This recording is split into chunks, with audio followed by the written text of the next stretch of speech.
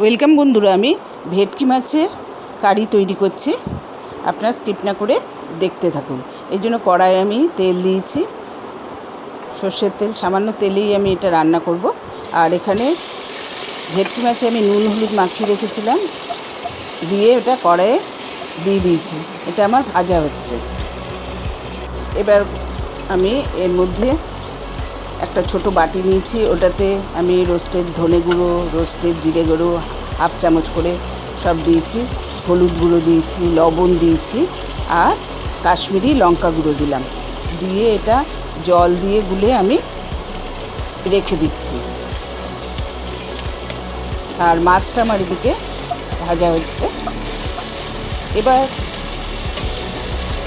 মাছের পাশে আমি মাছটা সরিয়ে এর পাশেই আমি একটা পেঁয়াজ, ছোট পেঁয়াজ আর একটা টমেটো এর মধ্যে দিয়ে দিলাম।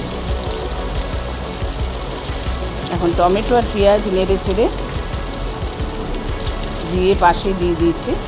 আর মাছগুলো আমার ভাজা হয়ে গেছে। এবার মাছগুলো আমি তুলে নিয়েছি। তুলে নিয়ে এর মধ্যে 5টা কাঁচা লঙ্কা চিড়ে আমি দিয়ে দিয়েছি। মাছগুলো তুলে নিলাম, দিয়ে আর যে মশলাটা আমি গুলে রেখেছিলাম সেই মশলাটা আমি ওর মধ্যে দিয়ে দিলাম।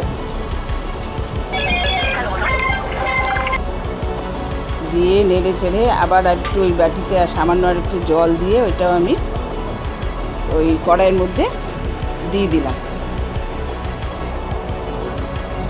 আপনারা আমাকে সাবস্ক্রাইব করবেন, সাবস্ক্রাইব করলে আরও নতুন রেসিপি আমার দেখতে পারবেন। লাইক, শেয়ার, কমেন্ট করবেন।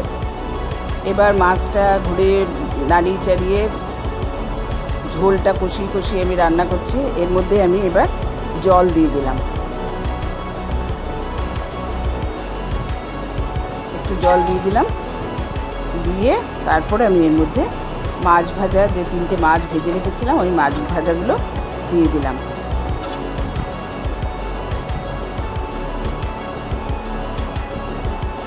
মাছ ভাজা দিয়ে আমি একটু সময় ঢেকে রেখেছিলাম।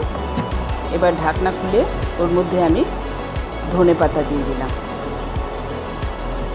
দেখুন আমার মাছের কারি তৈরি হয়ে গেছে। কত সুন্দর রঙটা।